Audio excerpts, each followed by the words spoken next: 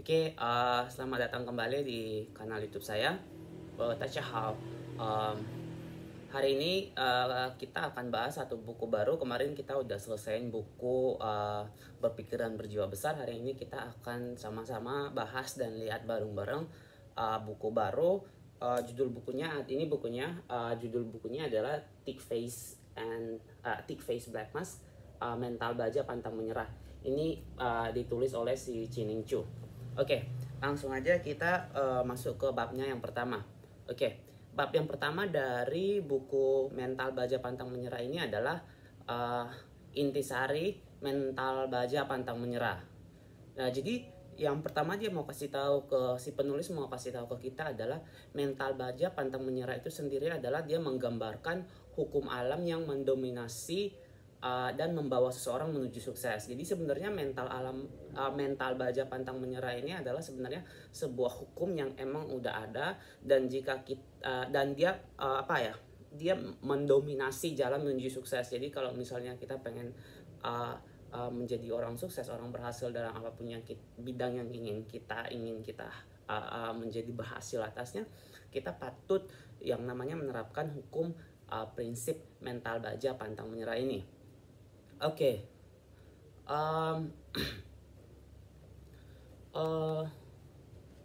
Nah, di sini juga dia kasih tahu bahwa yang namanya kehidupan kesuksesan adalah dimana kita itu nggak mengejar yang namanya standar-standar yang diberikan oleh orang. Jadi hidup kita nggak semata hanya berfokus, oh saya mau memenuhi standar atau harapan-harapan yang udah ditentukan oleh lingkungan sekitar kita, atau memenuhi ekspektasi orang lain, atau memenuhi mimpi-mimpi orang lain. Oh, saya hidup karena saya pengen mewujudkan mimpi orang tua saya, mimpi istri saya, mimpi kekasih saya, atau sebagai seperti itu. Jadi dia minta kita untuk ngelapasin diri dari hal-hal seperti norma sosial atau apapun itu, standar-standar yang sebenarnya membatasi kita untuk nggak ngelakuin apa yang sebenarnya kita pengen lakuin. Oke, kemudian di buku Mental Baja Pantang Menyerah ini kita juga akan belajar yang namanya bersifat kekejaman. Tapi bersifat kejam di sini dia bilang kita nggak berarti menjadi pribadi yang jahat. Oke, kemudian ada satu penjelasan juga di buku ini mengenai mental baja pantang menyerah, mengenai kondisi batiniah. Di sini dia mengulangi lagi bahwa mental baja pantang menyerah itu dia bukan sebuah doktrin ya. Balik lagi awalnya dia bilang itu hukum alam yang mendominasi. Tapi di sini dia bilang bahwa mental baja pantang menyerah ini juga merupakan sebuah tindakan dan efektivitasnya belaka. Jadi untuk bisa jadi efektif kita harus mencapai suatu kondisi batinia terlebih dahulu. Nah, kondisi batinia ini terdiri dari dua ini yang dari tadi saya sebut-sebut, yaitu mental baja, satunya lagi pantang menyerah. Oke, yang pertama kita lihat dulu mental baja. Apa itu mental baja? Mental baja itu adalah tameng yang kita gunakan untuk melindungi diri kita dari pendapat orang lain terhadap diri kita, dari serangan-serangan dari luar diri kita atau bahkan dari dalam diri kita sendiri terhadap diri kita, untuk membuat kita enggak melakukan apa yang pengen kita lakukan. Oke, mental baja di sini juga dia membantu praktisinya untuk mengesampingkan yang namanya rasa ragu-ragu dan memberikan kesanggupan untuk melakukan apapun yang dituntut oleh situasi, terlepas dari pendapat orang lain tentang apa yang dia lakuin. Kayak tadi ya yang udah saya jelasin. Contohnya kalau di buku dia ada kasih tahu seorang pendekar kungfu namanya Hansin. Si Hansin ini dia dihadang oleh beberapa orang bandit gitu. Kemudian si bandit itu nantang dia untuk berkelahi, tapi ngasih dia dua pilihan. Pertama, berkelahi sampai mati atau agak bisa lewat, atau yang kedua dia harus merangkak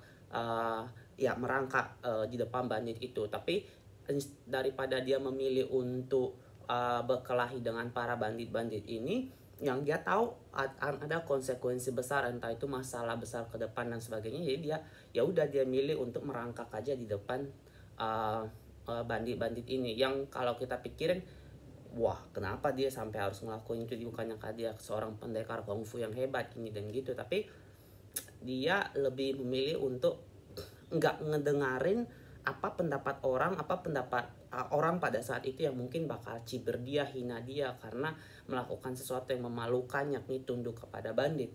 Tapi dengan dia fokus kepada tujuannya dia, which is dia nggak mau menimbulkan adanya permasalahan atau konsekuensi-konsekuensi lain yang mungkin akan timbul ke depannya. Oke. Itu itu mental baja. Ingat, mental baja itu tameng ya. Ya. Kemudian pantang menyerah ini diibaratkan sebagai tombak yang kita gunakan untuk menusuk masuk secara paksa tanpa kita mempedulikan resiko ataupun pendapat orang lain untuk mewujudkan tujuan yang kita inginkan. Nah, pantang menyerah ini juga punya satu sifat, yakni dia kejam. Tapi ingat lagi bahwa kejam tidak berarti jahat. Si pantang menyerah ini dia bersifat mengesampingkan rasa belas kasihan yang semu dan juga perasaan untuk takut gagal. Contohnya adalah misalnya kayak kasus terorisme. Misalnya kalau si polisi ini nggak punya mental, nggak punya yang namanya pantang menyerah, maka dengan dia pas berhadapan sama si teroris, dia akan merasa iba atau apa gitu ya. Oh, saya nggak boleh membunuh, saya nggak mau membunuh, kasihan nanti istri teroris, anak teroris menderita gini-gini, kita menderita dicibir apapun itu. Tapi dia nggak ngepeduliin itu dan dia fokus kepada tujuannya, si teroris ini harus dibasmi. Dia tetap menjadi kejam demi mendatangkan sesuatu kebaikan yang lebih besar buat lebih banyak orang. Oke, terus contoh lain juga dia kasih tahu di buku Thick Face Black Heart ini, dia kasih tahu bahwa zaman dulu itu dokter bedah itu kan belum ada obat bius. Jadi pada saat dia melakukan pembedahan pada pasiennya, tentu tanpa obat bius si pasien pasti berteriak, meronta-ronta ini dan itu. Tapi si dokter tentu, kalau dokter kasihan aja dengan yang sementara, kalau dia mengiyakan belas kasihan semu dia itu untuk sementara, otomatis dia nggak bakal lanjut operasi dong, karena mengasihani si pasien. Tapi dia tetap melakukan operasi, dia tetap fokus kepada tujuannya, apapun yang boleh dikatakan atau boleh dikatakan oleh si pasien, karena dia fokus ke tujuan dia, dan tujuan dia itu at the end yang menyelamatkan si pasien itu. Jadi kelihatannya kejam tapi sebenarnya enggak ya. Oke. Kemudian di Thick Face Black Heart ini juga dikasih tahu kalau sebenarnya thick face, pantang mental baja, sama black heart, pantang menyerah ini sebenarnya dia adalah seperti dua sisi mata koin. Jadi nggak bisa dipisahin ya teman-teman. Kalau misalnya ada mental baja, di situ juga pasti adanya yang namanya pantang menyerah. Jadi mental baja ini kita pakai untuk mengabaikan kritik dan penolakan dari masyarakat terhadap kita saat kita ingin mencapai tujuan sukses kita. Sementara pantang menyerah kita gunakan sebagai tombak untuk menembus ketidakpedulian masyarakat terhadap satu ide atau gagasan yang sedang yang kita percayai, atau menembus kepedulian dan keraguan akan sesuatu dalam masyarakat. Kurang lebih seperti itu. Oke, nah di buku Thick Face Black Heart ini dia juga ada bahas mengenai 3 tahap mental baja pantang menyerah. Untuk selanjutnya kita langsung lihat aja 3 tahap mental baja pantang menyerah. Yang pertama adalah tahap dimana dia mau memenangkan resiko, mau memenangkan goal apa tujuan dia, apapun resikonya. Jadi kayak ya udah, aku nggak peduli apapun itu, yang penting apa yang aku mau tercapai. Dia nggak ada hati nurani, benar-benar nggak ada belas kasihan. Kalau di buku ini dia jelasin mengenai sebuah maskapai penerbangan yang mengurangi budget budget perusahaan, maintenance, budget perawatan pesawat supaya mendapatkan untung yang lebih banyak. Tapi di sisi itu adalah dimana dia mempertaruhkan nyawa dari pilot dia, awak kabin dan juga penumpang yang ada di pesawat yang pesawat perusahaan tersebut. Jadi kayak apapun itulah, yang penting tujuan aku tercapai. Aku nggak peduli orang lain, terserah mau ngerugiin orang lain atau enggak, yang penting apa yang aku mau tercapai. Oke.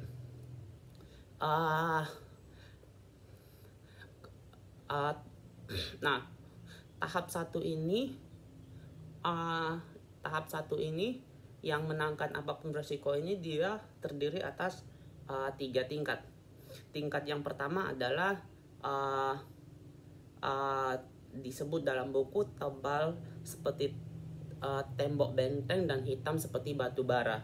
Jadi kategori orang-orang yang masuk tebal seperti tembok benteng dan hitam seperti batu bara ini contohnya adalah para penjahat, para teroris, dan juga para penipu murahan.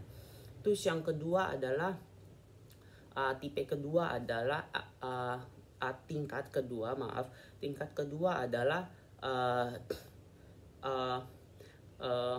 yang tebal dan keras, hitam dan berkilat. Jadi orang ini adalah orang-orang yang pada awalnya kita percaya, tapi kemudian kita sadar bahwa ini orang nipu nih, ini orang ternyata memanfaatkan kita, kayak kita benar-benar dimanfaatkan telak oleh si orang tersebut. Contohnya mungkin dalam hidup kita adalah mungkin agent investasi bodong, kurang lebih seperti itu. Kemudian tipe ketiga adalah tingkatan ketiga, yakni dia udah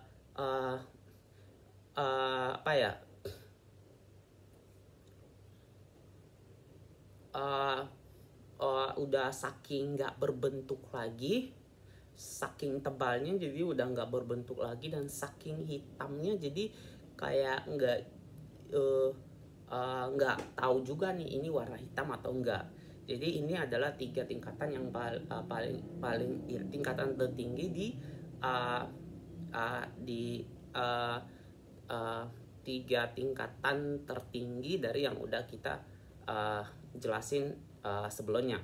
Nah, ini adalah orang-orang yang mampu mengejar kepentingan mereka sendiri, sambil tetap bisa dipercaya sama korban yang dia tipu karena kebaikan dia.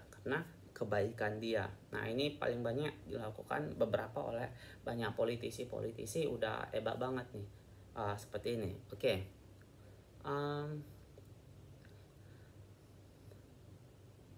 Kemudian kita lanjut ke subbab yang berikutnya. Di sini dia bahas mengenai pencarian jati diri.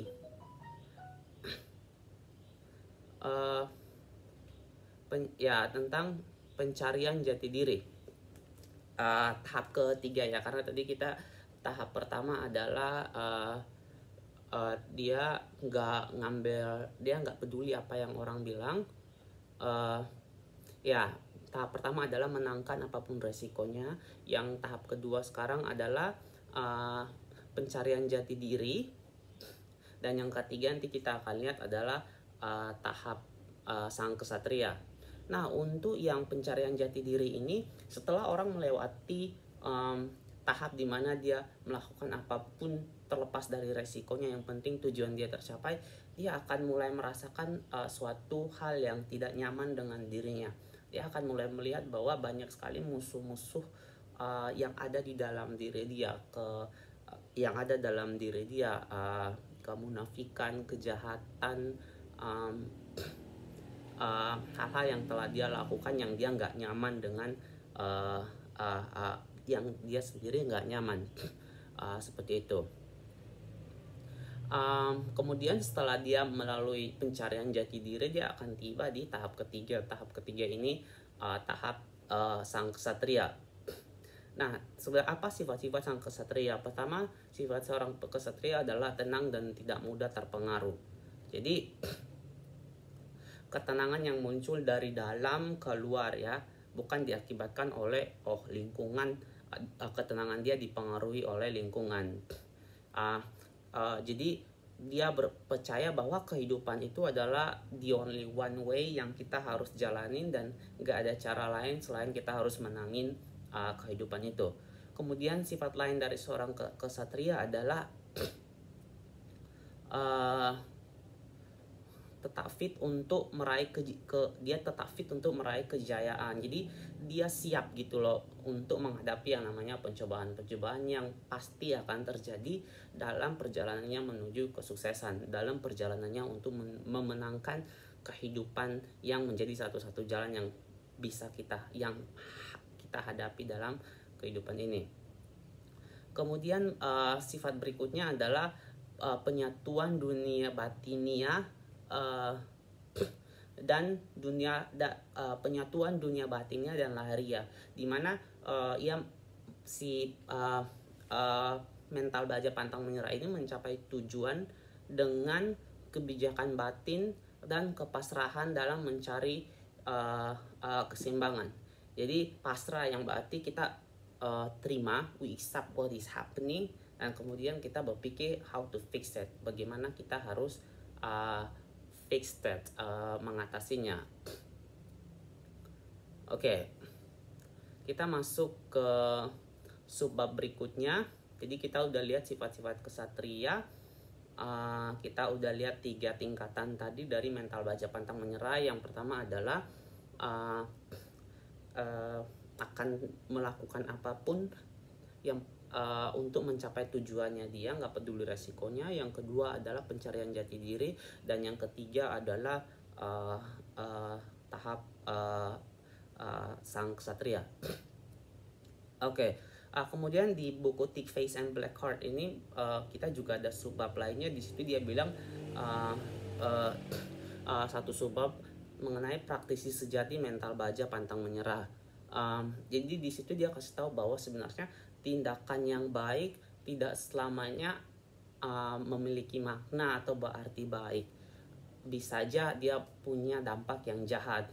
Contohnya adalah gimana kadang ada orang tua yang membesarkan anak-anaknya mungkin dengan dipukul, dimarahin, atau apapun itu, yang sebenarnya niat orang tua itu sangat baik. Dia mengasihi anak-anaknya, dia nggak mau anaknya melakukan hal-hal yang tidak seharusnya dilakukan, tapi dengan cara seperti itu berakibat buruk kepada psikologi kebanyakan anak yang menerima perlakuan itu, dan akhirnya anak itu tumbuh menjadi orang yang pembangkang atau hal-hal yang sebenarnya kita udah banyak lihat dalam kehidupan kita. Oke, itu semua bab 1 mengenai intisari mental baja pantang menyerah. Sekarang kita akan pindah ke bab 2. Bab 2 ini judulnya adalah persiapan bagi mental baja pantang menyerah. 11 prinsip yang tak terlupakan. Di sini kita akan belajar 11 prinsip dalam mempersiapkan diri kita untuk memiliki mental baja pantang menyerah. Nah, balik lagi tadi di awal aku bilang di buku ini dikatain bahwa mental baja pantang menyerah itu sebenarnya adalah hukum yang mendominasi alam semesta. It's there and it's always there.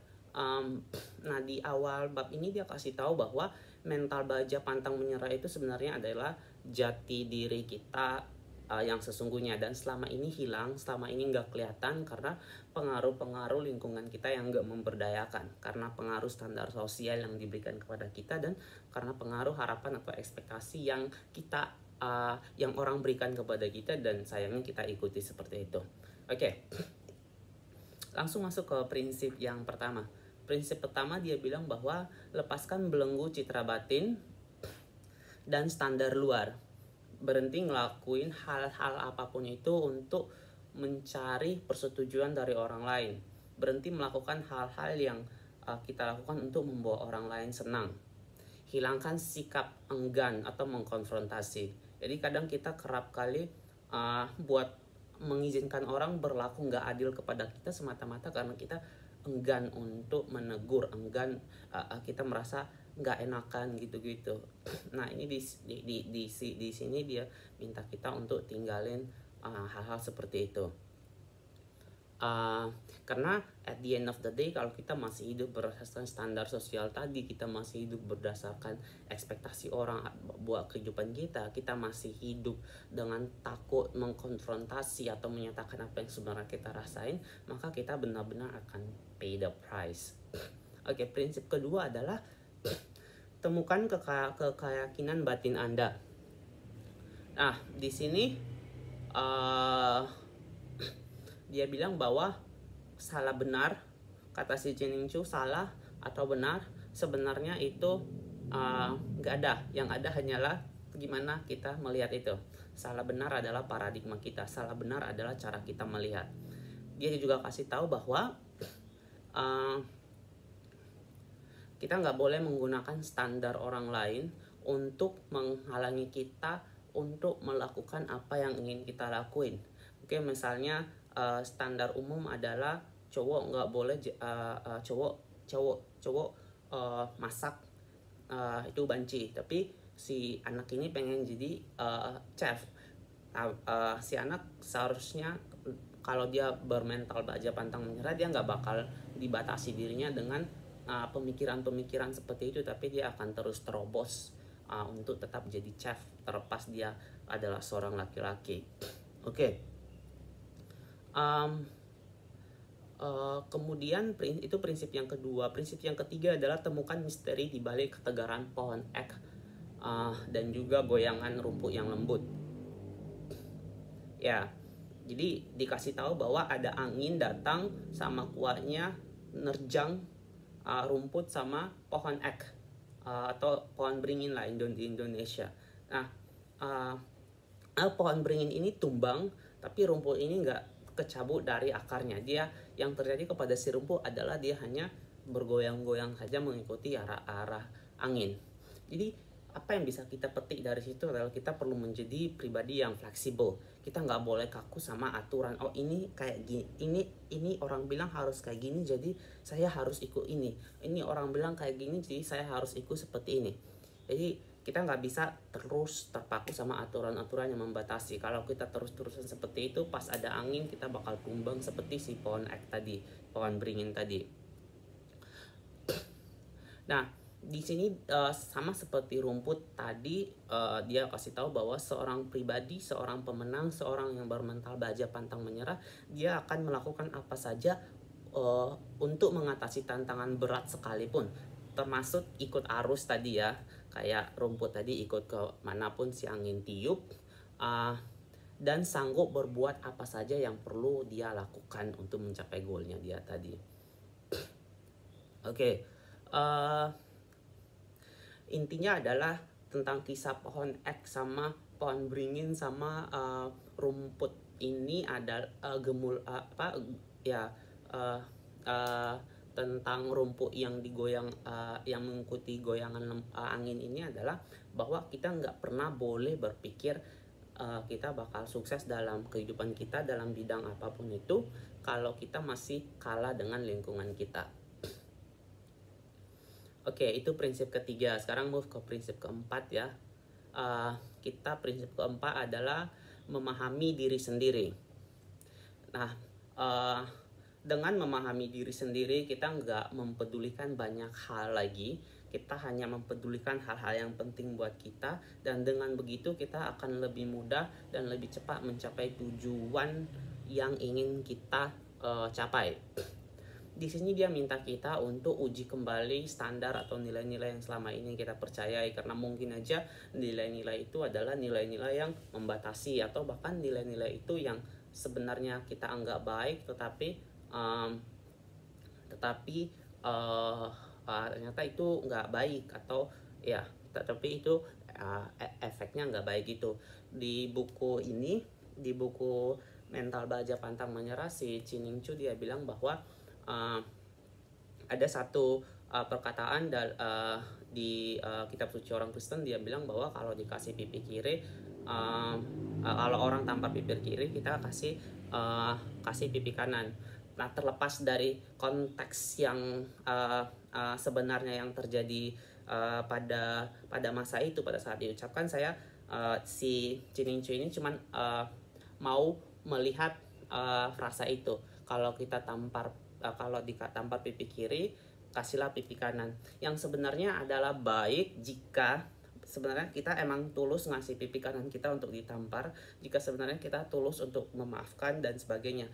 Tapi kata si Chiningshu ini, kalau kita kasih pipi kanan kita juga ikut ditampar tapi tangan kita ingin nonjok, itu yang salah. Jadi lebih penting adalah why-nya kenapa kita ngelakuin itu ketimbang apa yang kita lakuin. Oke, kemudian adalah prinsip yang kelima adalah lepaskan belenggu takut sukses dan takut gagal. Nah, di sini dia kasih tahu bahwa sukses itu identik dengan perubahan dan juga resiko kegagalan. Saya rasa udah cukup jelas ya bahwa orang bisa berhasil, banyak contoh dalam kehidupan kita karena mereka terima yang namanya kegagalan, perubahan, mereka menyesuaikan diri dengan cepat dan mereka berani untuk mengambil resiko untuk gagal, untuk mencoba dan sebagainya. Di sini dia kasih tahu bahwa ketakutan itu perlu kita hadapi apapun yang terjadi.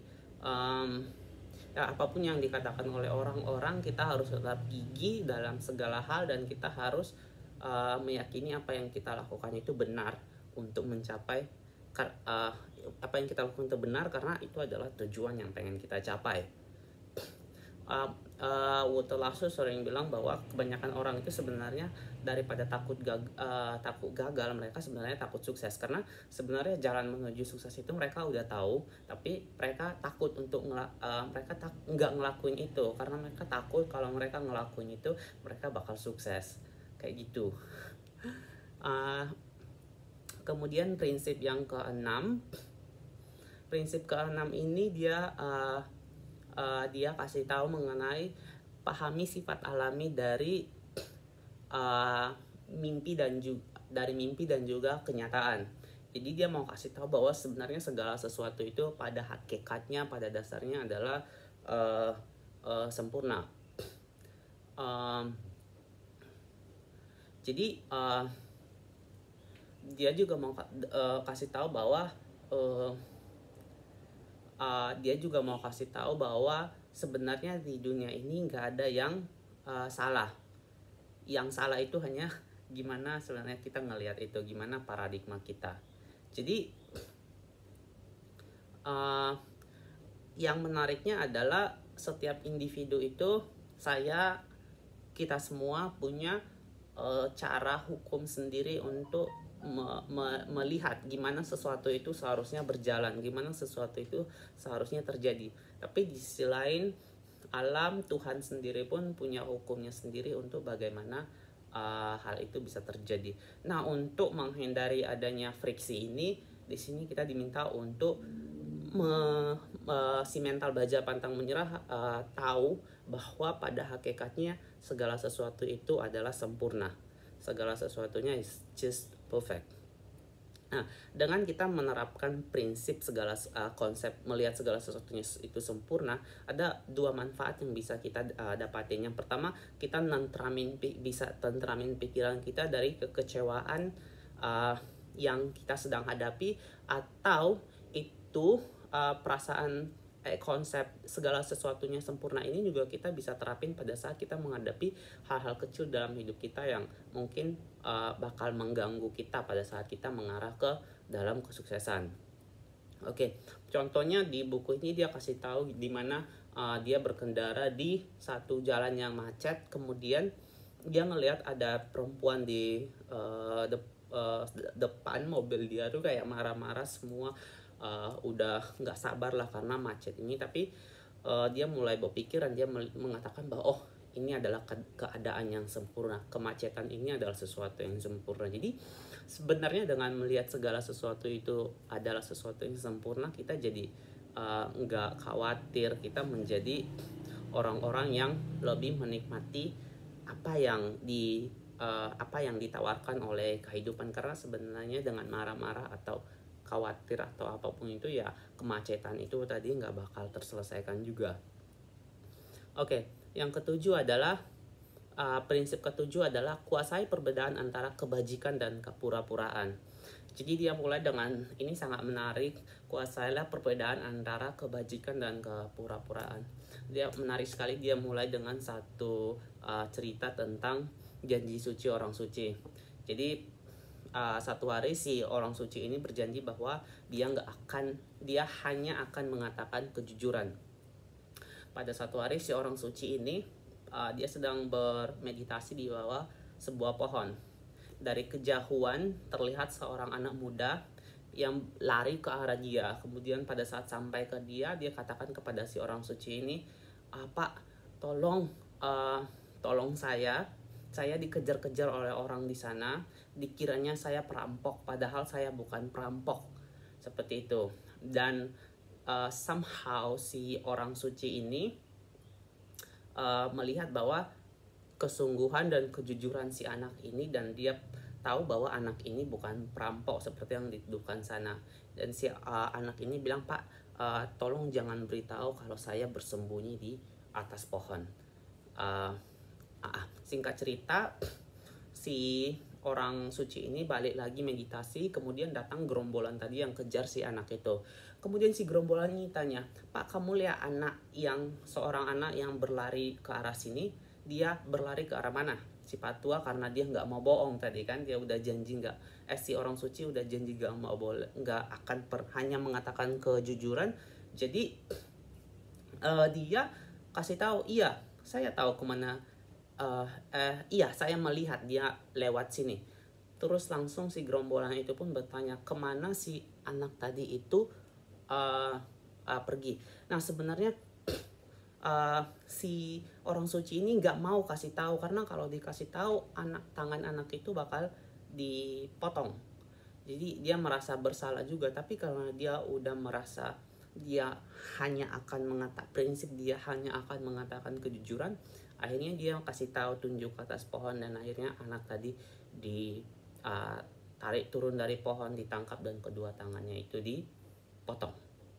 Nah, cerita berlanjut pada saat si orang suci ini udah meninggal, dan kemudian dia ditanya sama Tuhan, dia masuk, dia dihakimi karena itu, dinyatakan bersalah kepada itu karena dia dihakimi atas itu dan dinyatakan bersalah. Dan dia bilang, wah Tuhan, nggak mungkin dong aku bersalah, aku selalu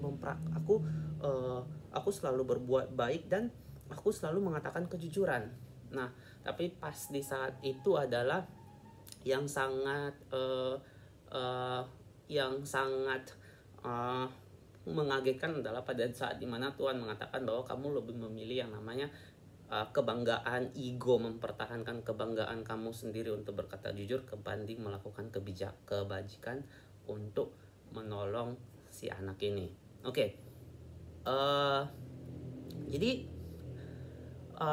intinya kita perlu berhati-hati dengan sebenarnya apa yang kita lakuin, apakah itu benar-benar menghasilkan kebajikan atau malah sebaliknya yang kita lakuin itu membawa permusuhan, perpecahan antar manusia.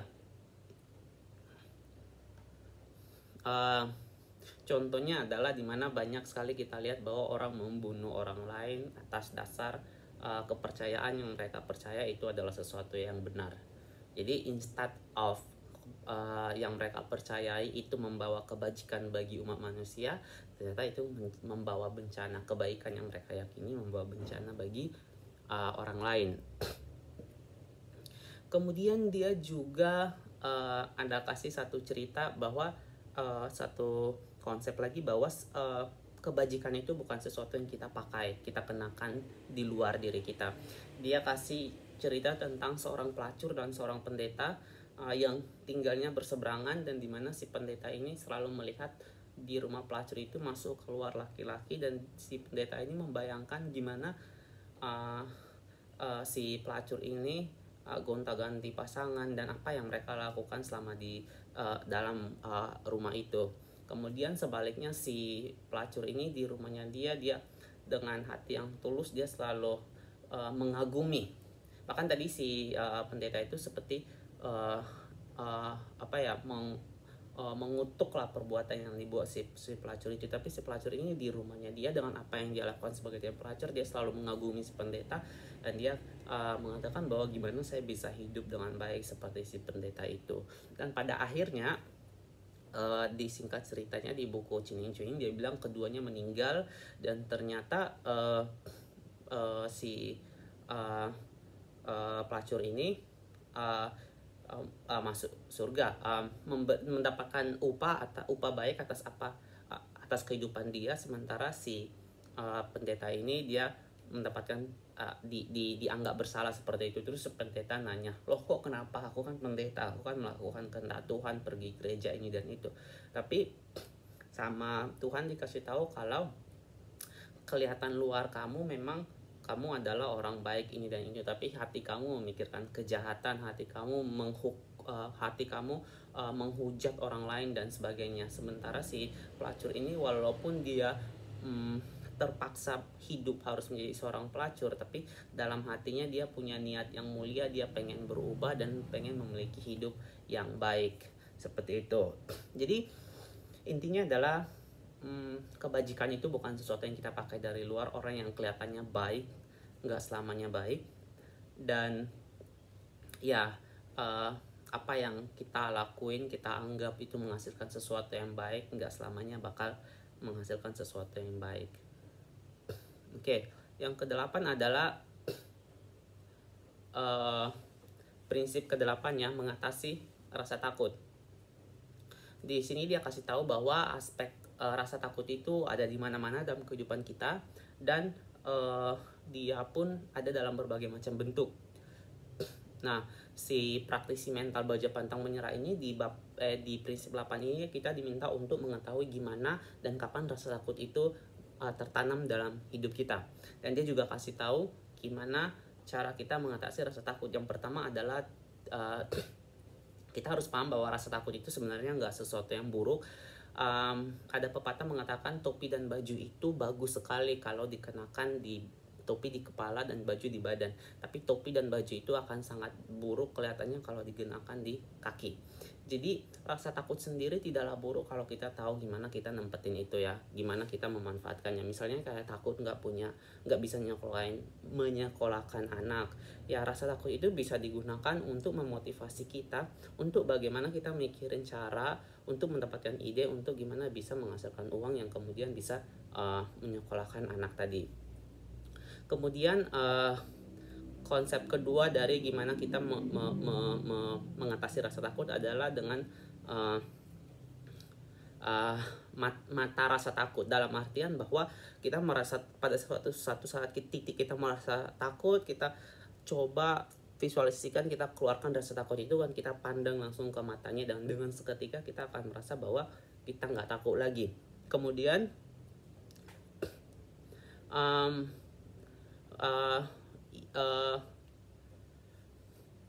kemudian cara mengatasi rasa takut adalah dengan tidak menganggap dengan selalu tidak melihat pada perbedaan, karena intinya perbedaan adalah rasa takut itu sendiri. Yang dia mau bilang adalah jangan pisahkan diri kita dari hal-hal lain yang ada di sekitar kita, karena pada dasarnya bahwa segala sesuatu itu Tuhan sudah ciptakan sama dan saling berketergantungan seperti itu.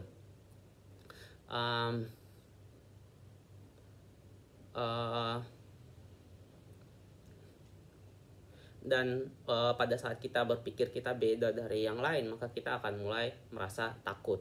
Oleh karena itu kita harus membawa diri kita balik lagi bahwa kita itu sama, kita itu bagian dari ciptaan Tuhan yang Maha Kuasa. Misalnya aku mikir untuk pergi nawarin produk kepada satu manajer besar, aku mikir wah dia ini orang besar hebat dan apa, tapi itu buat aku menjadi takut. Tapi gimana kalau aku mikir dia sama-sama manusia kok, kita sama-sama ciptaan Tuhan gitu-gitu.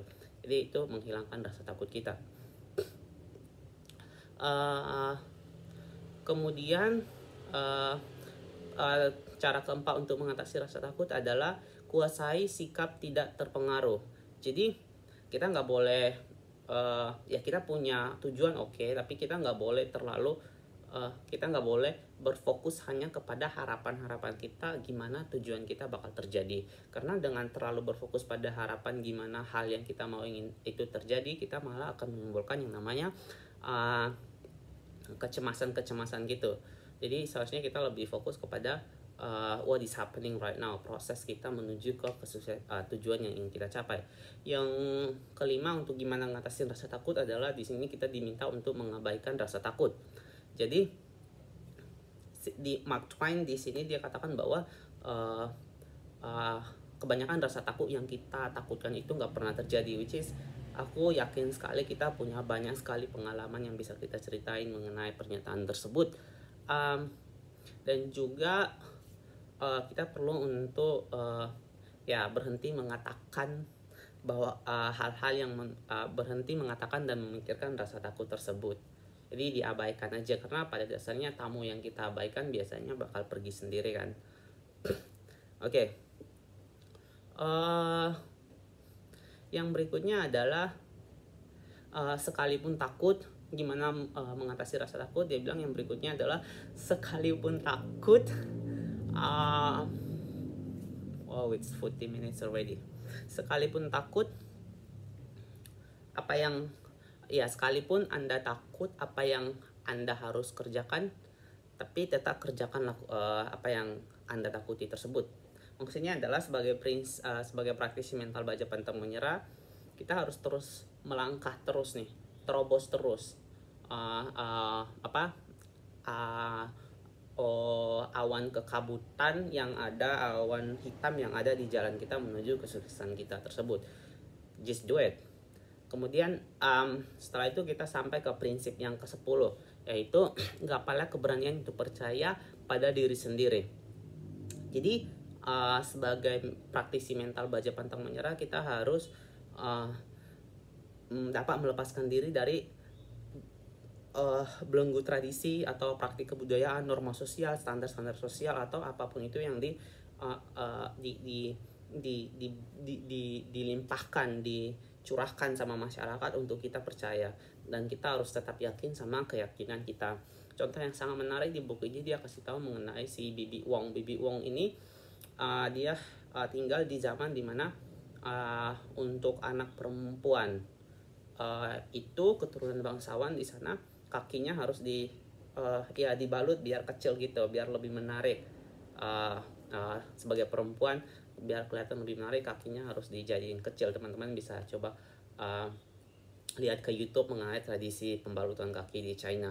Nah, tapi ibunya Bibi Wong ini menolak untuk anak perempuannya si Bibi Wong ini untuk kakinya dibalut untuk menjadi kaki kecil seperti itu. Dan akhirnya walaupun menuai banyak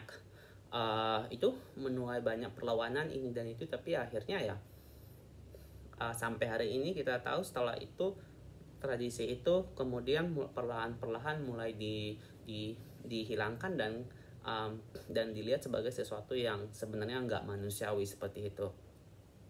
Oke. Kemudian prinsip ke-11 adalah menyadari sifat alami mental baja pantang menyerah dari sang pencipta. Jadi alam semesta sendiri, sang pencipta sendiri sebenarnya dia udah memiliki siklus penciptaan dan penghancuran. Kadang kayak kebakaran hutan misalnya, sebenarnya menurut ilmuwan kebakaran hutan secara berkala itu baik untuk mempertahankan hutan yang sehat. Tapi kita lihat juga bahwa gimana orang-orang berusaha keras untuk madamin api, orang kasihan karena banyak satwa yang meninggal dan lain-lain. Jadi Tuhan itu dia membiarkan penderitaan itu terjadi dalam hidup manusia untuk sesuatu yang baik sebenarnya. Contoh kayak si Oprah Winfrey. Oprah Winfrey pernah mengalami kekerasan seksual pada saat dia masih muda, dan kemudian kita tahu dia udah sangat sukses sekarang, dan dia benar-benar concern kepada gimana melakukan sesuatu agar kedepannya tidak timbul korban-korban anak-anak perempuan sebagai korban tindakan kekerasan seksual lagi seperti dirinya. Jadi dengan terjadinya tindakan kekerasan seksual itu justru bukan membuat si Oprah Winfrey ini menjadi takut, tapi dia gunakan itu kemudian memotivasi dia dan menjadikan dia sebagai orang yang besar.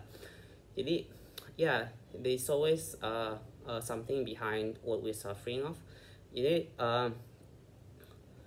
di penutupnya si Chininchu kasih tahu di penutup bab ini, dia kasih tahu bahwa saat kita kategorikan sesuatu sebagai salah dan buruk itu karena kita tidak memiliki visi untuk menyadari kepentingan secara keseluruhan. Jadi kita cuma ngelihat di sininya aja, kita nggak lihat di sananya bakal kedepannya mau jadi apa. Kita hanya ngelihat di sini saya kalau nggak kerja saya kalau nggak punya pekerjaan tetap misalnya ya, saya untuk orang-orang yang mau mulai berbisnis, mereka merasa oh saya nggak punya pekerjaan tetap, oh saya bakal gini-gini, saya penghasilan dari bisnis pun sedikit aja. Dia cuma ngelihatnya hari ini, tapi nanti dia bisa ngelihat ke depan apa yang potensi yang mungkin dia akan capai. Oke. Ya, menurut saya sampai di sini untuk pembahasan kita. Nanti kita untuk lanjutkan di video selanjutnya. 谢谢你们，塔轩。